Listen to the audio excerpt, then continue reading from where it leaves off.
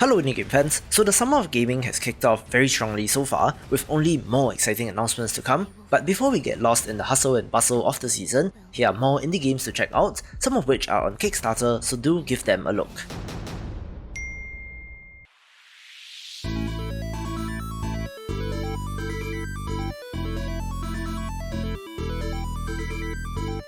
Let's begin with Frogun, a 3D platformer that would not be out of place on the PS1 or N64.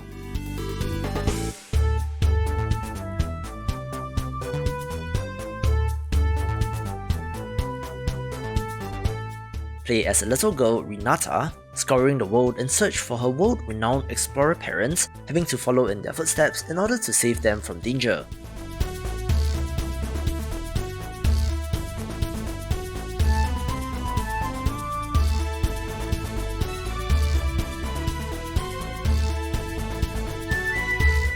Its unique mechanic is the titular Frogun, a frog gun which acts as a grappling hook, allowing you to reach new areas and to grab objects.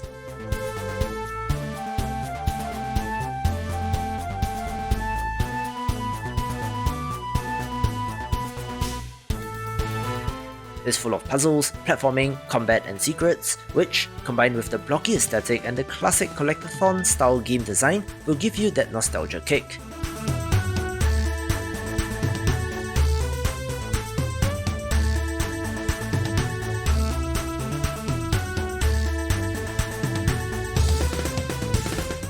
As of recording, it has already surpassed its very modest Kickstarter target by more than 200%, but if it looks good to you, head on over to check out the rewards.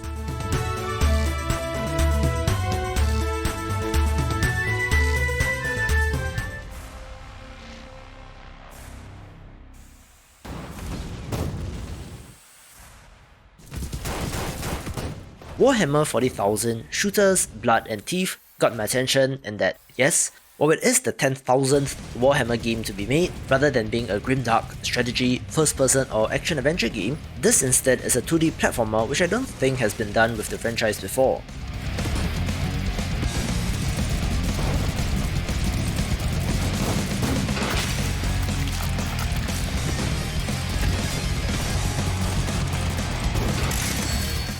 Play as orcs who need to destroy a city, rampaging, fighting and blasting your way through in this run-and-gun experience. Awesome look with co-op support as well, looking to be a fantastic addition to the ranks of Warhammer video games.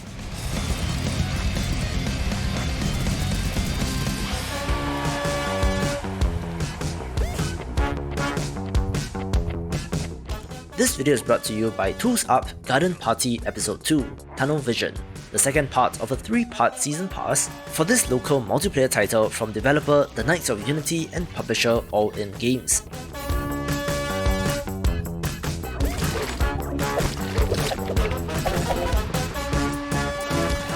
Since the season pass is themed around gardens, this episode adds perhaps an annoying foe in the form of the Whole Mole Who Ruins Lawns, which means an additional challenge as you and your friends scurry about.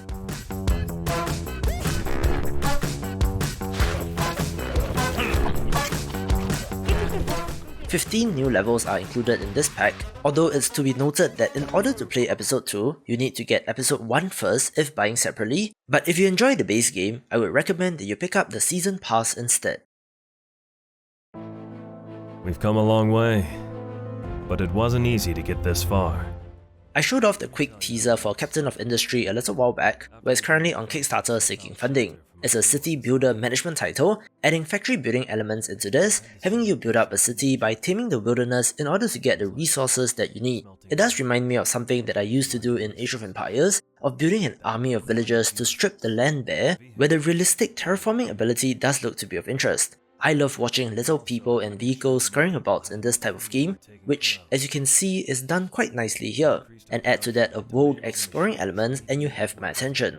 From the campaign page, there are over 100 unique products and resources to work with, a very extensive research and upgrade tree, autonomous logistics, and most interestingly, computing power as a resource as server construction factors into your whole automation setup, which makes this of interest to city building fans. The expeditions became crucial to meeting our growing demands for new resources. We utilized previously inaccessible parts of the island to get more space for our ever-growing factories and mines. And even bigger mines. Well, we just couldn't stop mining. We had to reclaim the land we mined. And build even more. At the end, we became a major industrial power in the region. Ensuring its safety and maintaining our growth and innovation. So we can one day restore access to the technologies we used to have, and maybe even more.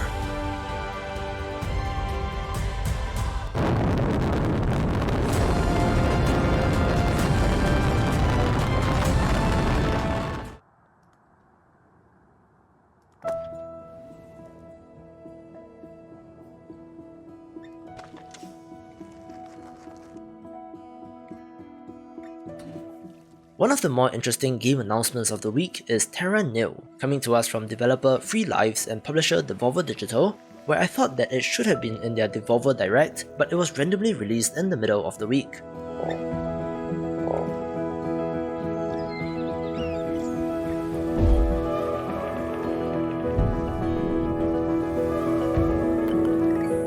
Regardless, as compared to Captain of Industry before this, it's a reverse city builder about ecosystem reconstruction where you're turning a barren wasteland back into a paradise, looking also gorgeous in the process.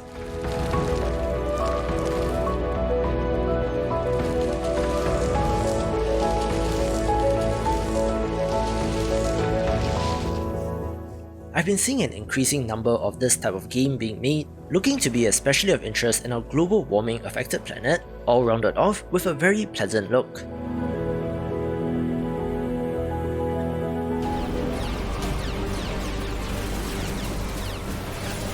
We are the Crusade, eternal and unyielding. Our coming is inevitable. I've mentioned this before, but I will always try to help developers who are trying to bring back the RTS in today's day and age, a genre perhaps lost to time, but the latest game to try to do so is Liquidation, one which mixes sci-fi and fantasy and does certainly look like Warcraft 3. There are three main factions, the very Space Marine-like Twilight Crusade, the demonic Nether Legion, and the swamp creature-filled Scourge Alliance, so all fairly classic in setup, but interestingly, does have influences from Dawn of War as well, where the strategic positioning does factor into this. It's 30% funded as of recording with plenty of time, so do hop on over to the campaign page to check it out. This world will be cleansed.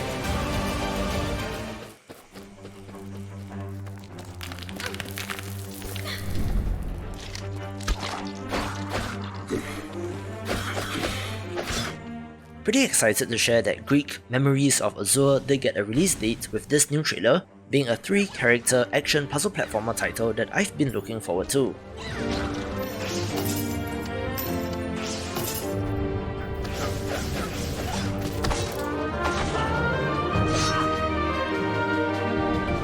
The setup does remind me of The Lost Vikings, where our 3 characters are siblings, the nimble, roguish little brother, the magic-wielding sister, and the brutish warrior older brother, being quite the classic trio as they seek to escape from and perhaps fight back against an invasion of their homeland.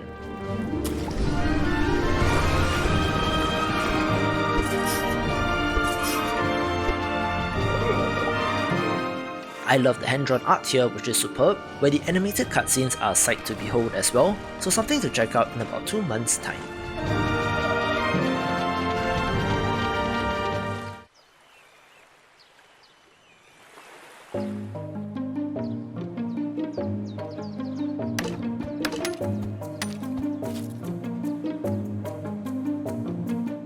Also mentioned Spirit of the Island in a previous video when just a quick trailer was available, where this is a lovely farming sim title and we do get an extended look at it.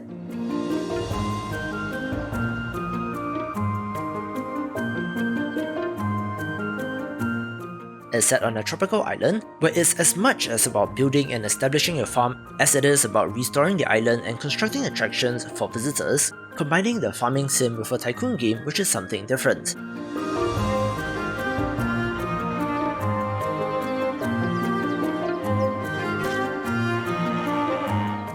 I love the look of this, adding to the coziness of the game, although if there's one thing I would knock against this game is that I'm quite thrown off by the animal models in this.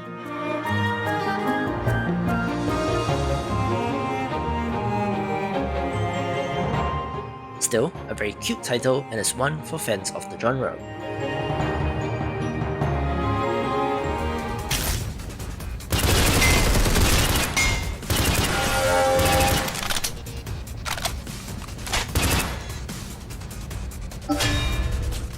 I know that there are quite a number of Synthetik fans on the channel, so in case you missed it, the developer did release some new extended gameplay footage of the sequel, so take a look and dive in.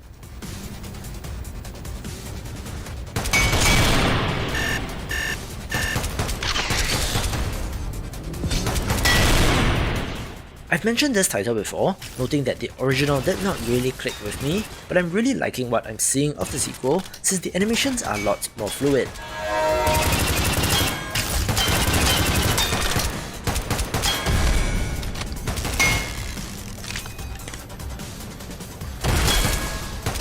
It does have similar UI elements, having some consistency as a sequel should, but this sequel does also add in new technologies, classes, faction arsenals, and a new kind of progression system, so perhaps this will hook me more than the original.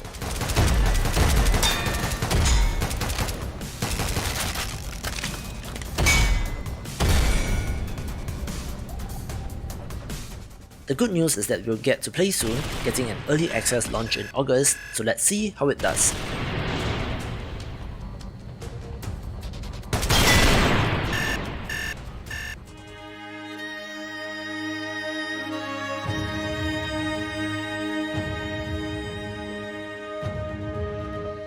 Another title that I've been looking forward to is Lens Island, getting a brand new trailer where we get an extended look at the game.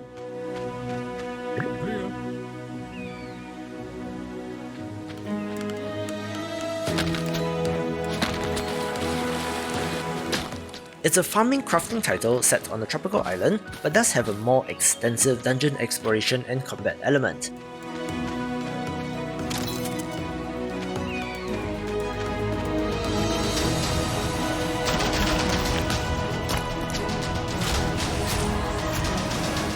The low poly look is impressive, which, combined with some gorgeous use of lighting, does make it visually appealing.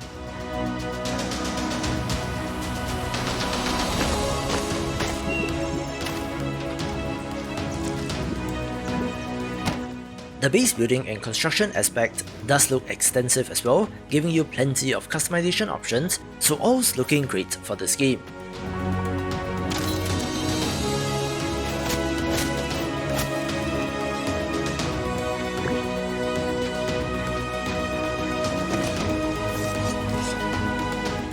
I believe that it did also get an updated release window, now scheduled for October this year, so definitely something to look forward to, taking the #1 spot. For more upcoming games like Stardew Valley, check out this video and I will see you after the jump.